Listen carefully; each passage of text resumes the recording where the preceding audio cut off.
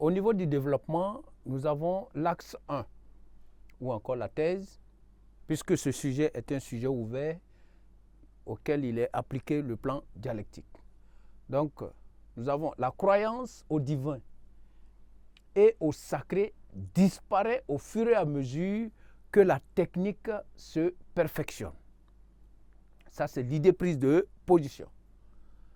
En argument 1, nous proposons le progrès technique ruine la foi religieuse car c'est en général l'impuissance naturelle devant les forces de la nature qui conduit l'homme à imaginer un Dieu protecteur.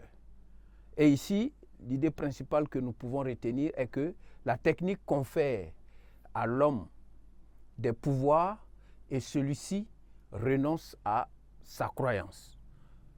La technique permet de découvrir des choses essentielles que l'homme prenait pour un mystère ou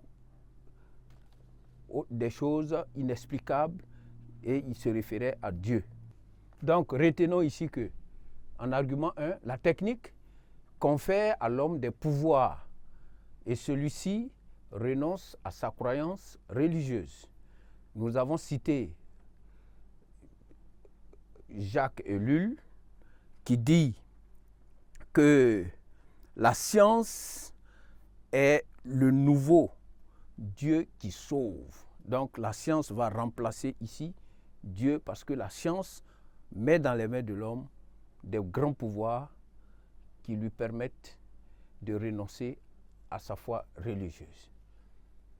En argument 2, nous avons dit que le progrès technique par la découverte des lois de la nature enlève à celle-ci tous les mystères. Référence ici, nous nous sommes référés à Descartes. Nous nous sommes référés à Descartes ici, qui dit que grâce à la raison et à la science, l'homme doit se rendre maître et possesseur de la nature. Donc, la raison et la science, la technique, permettent à l'homme de devenir maître et possesseur de la nature, de régner, de comprendre la nature et de gouverner, de régner sur la nature. Et ici, nous venons de donner les deux arguments qui nous permettent de comprendre que la croyance au divin et au sacré disparaît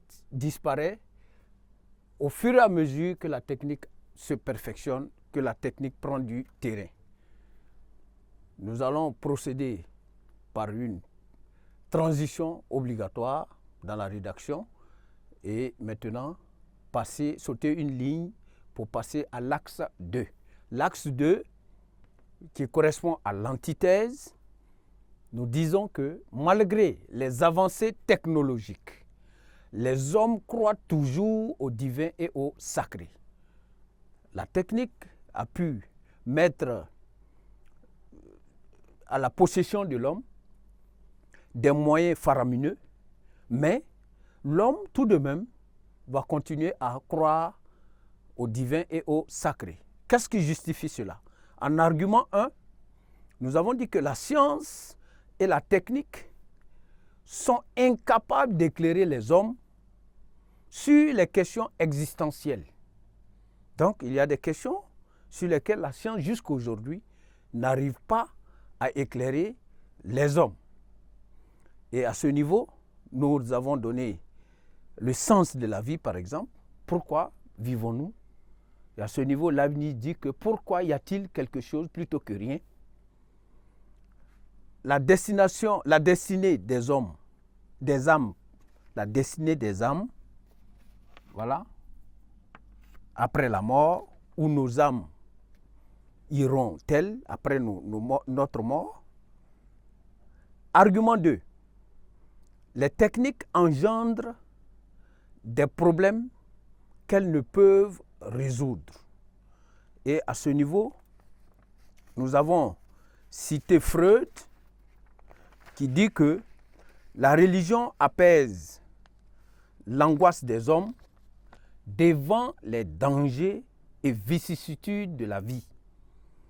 Elle les assure d'une bonne issue lorsqu'elle leur dispense de la consolation dans le malheur. La science ne peut rivaliser avec elle. Donc Freud nous montre clairement ici que la religion a toujours une place parce qu'elle apaise les angoisses des hommes devant les dangers. Dans la vie, il y a tellement de dangers et ce qui est crucial, c'est que la technique elle-même procure à l'homme des moyens et des produits utiles, bien sûr, mais ces moyens, ces produits-là aussi ont leur effet négatif, engendrent beaucoup de problèmes pour l'homme que l'homme lui-même, finalement, n'arrive pas à résorber. Si nous prenons aujourd'hui la question de la dégradation du climat, de l'écologie, etc., nous prenons le cas de pollution, nous prenons les nouvelles maladies qui émergent à cause des avancées techniques, il y a tellement de situations que l'homme lui-même, finalement, n'arrive plus à résoudre ni trouver de solution véritable. Et pour cela, l'homme va se tourner toujours vers la religion pour tenter d'apporter des consolations, des réponses plus ou moins satisfaisantes. Sur ce, nous allons faire une transition qui est obligatoirement nécessaire à la fin de chaque axe et passer maintenant à l'axe suivant qui est l'axe 3. Au niveau de l'axe 3, c'est la synthèse que nous allons élaborer en donnant juste l'idée principale et quelques arguments.